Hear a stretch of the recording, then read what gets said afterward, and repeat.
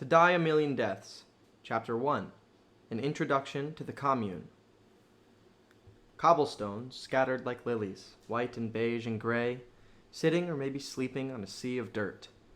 A heavy fog clings to the air as if a storm cloud had fallen to the floor, life inside a sphere with a radius of 3 feet. And speaking of feet, I couldn't find mine. Huh? Hey, where'd they go?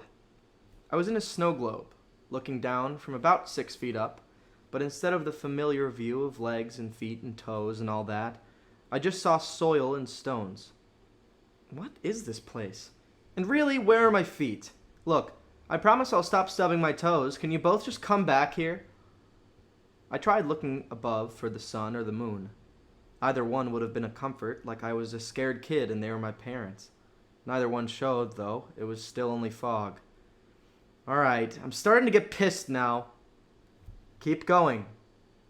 The voice came from above, from behind, from all sides, and from within. There was no barrier between things in this place. Well, take me to dinner first, I yelled before continuing forward. The fog blended with an ethereal blue mist, and the cobblestones collected into a more organized sidewalk, the dirt being pushed to either side. A far-off rumbling began to shake the smoke. With every step, the fog's trembling climbed up the Richter scale until it rivaled earthquakes with magnitudes of 9 and above. Am I causing this? Don't be stupid. It's not you. Okay, now it knows what I'm thinking. What the hell is going on? And where are my damn feet? Hey, God or whatever, are you always such a bitch like this? I'm not God. And I think it would be wise to consider if calling me a bitch is really in your best interest. Well, it's not like I'm wrong, I thought. The rumbling evolved into the clear sounds of an audience. In the distance, a gust of wind parted the fog. I felt it, but I also didn't.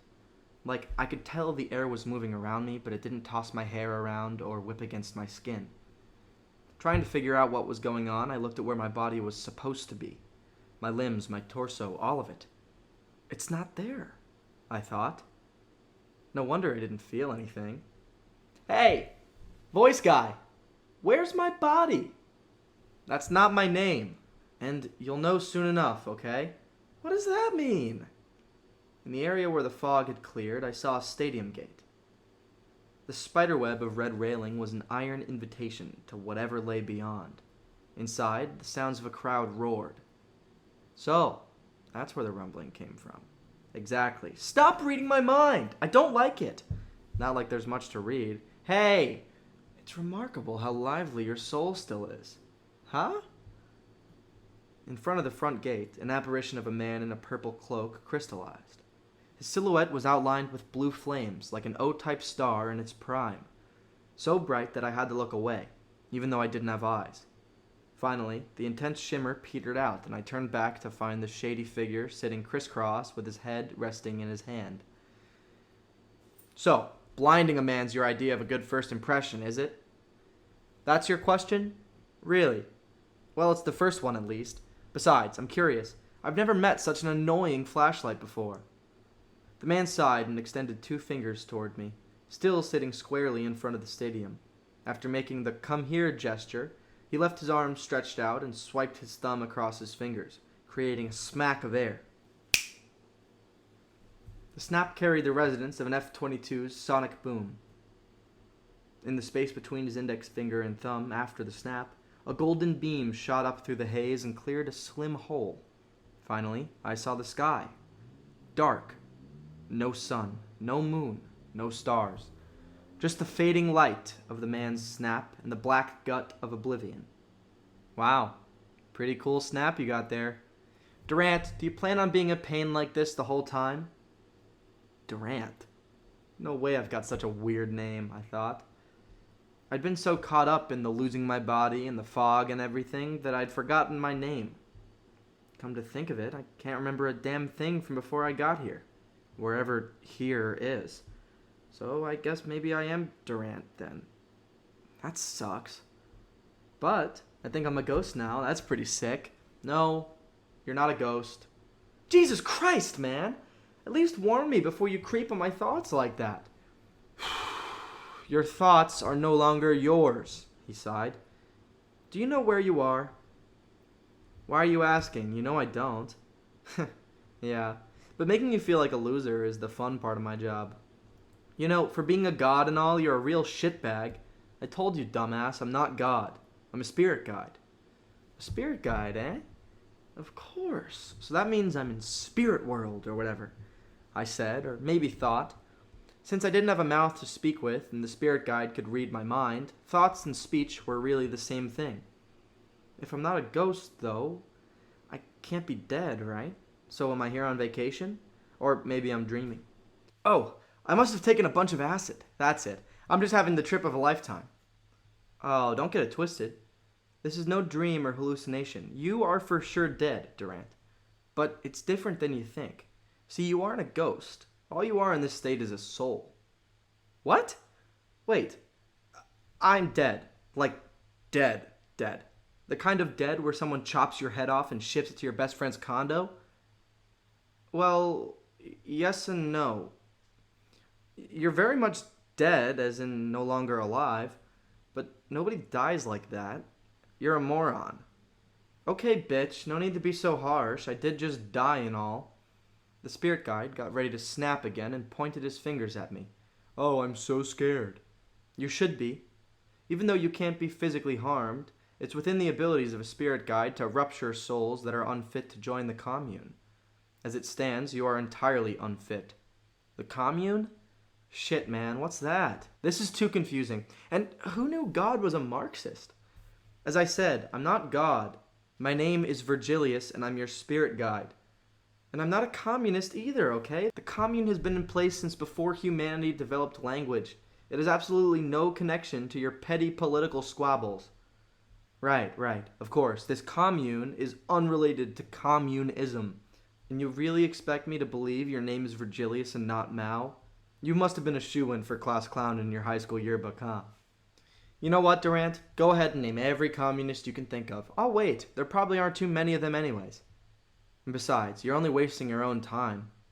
Huh? Have you figured out why you're here yet? I know you haven't, since I can see your thoughts, but don't you think maybe now you should? Okay, sure. Why am I here? Well, let's see. I'm definitely dead. That's not good. But why am I here? That's what he means. Shouldn't I already be in that commune thing? He said he could rupture my soul if I wasn't worthy, but I don't feel very ruptured yet. And if I'm just my soul now, what am I missing? Definitely something, but... Hey, Verge. I don't get it. You're here to prepare for the commune, he said through a sigh. Honestly, I don't enjoy rupturing souls. It's cruel, since the fragments of the soul are condemned to drift forever up there. He looked up at the murky sky. Instead, we try to ease people into judgment. In a sense, we allow people to decide their own fate, the commune or the emptiness. In truth, it's not much of a choice. Not a single soul has ever gone to the emptiness, at least not all of it. Even so, as you currently are, you aren't capable of choosing. You can't remember a thing about your life or your death, right? Nope. So, I'll take you on a tour of the spirit realm to help you adjust to the shock of dying. It's not easy for most people. See, the ego is severed from the soul upon death. Only once the two are reunited will you be fully ready. Ah, okay, so I'm missing my ego. It's like a chick flick then. All I need to do is find him and get back together, and then I can enter the Soviet Union for souls, right, Verge? No, not even close. And stop calling me Verge. It's Vergilius. Look, only souls can enter the commune. Egos cannot. Oh, then why can't I just go now? If all I need is a soul, and all I have is a soul, what's the point of you bitching at me? Seems like it's all squared away already. It's not so simple, you fool. You have to pay your ego to get in. However, to make matters more difficult, your ego must sign off on the transaction. That's my job as spirit guide, finding your ego and helping the two of you figure this all out. Ah, I see. You're like a therapist. No, shut up. Anyways, we're going on the tour to help you connect with your ego. That's what I mean by adjusting to death. Right. You get it? Of course not. You're one of the dumbest souls I've ever met, Durante. Look, I get most of it, okay? I'm just not quite clear on what you mean by a tour. What the hell are we touring? Is it in that stadium thing? We were in this little pocket of clarity. A universe of our own, with foggy boundaries all around, the void up above, and, of course, Verge sitting by the stadium gate. Suddenly, the spirit guide smirked and hopped to his feet. Balling his fists and shaking out his hair, he made an extravagant crucifixion pose before opening his palms to unleash another dazzling blast. If you compare the blast from his snap before to a golden laser pointer, this one was a death ray in pure white. Its light was like the summer sun in July, crushing everything in its ultraviolet vice grip. The fog melted under its intensity, and the true scale of the commune was demonstrated. If I still had a physical jaw, it would have dropped. The stadium gate behind him was one of thousands. It wasn't a football stadium like I thought it was. Next to the commune, a football stadium was but a cubicle. Cities could have easily fit inside its walls. Tokyo, Dubai, New York, and throw in Berlin just for good measure. You'd still only cover about a third. Yeah, Durante, it's in that stadium thing. Alright, well, I'm getting bored of just standing outside. I doubt any explanation is going to help anyway. Whatever this tour is, let's get it started already. I ran off toward the gate and heard his laugh softening behind me. Unbelievable. This soul is still nearly whole. It's only missing... I turned back and flicked him off. Come on, Verge, you're too slow. Yeah. He's the one, all right.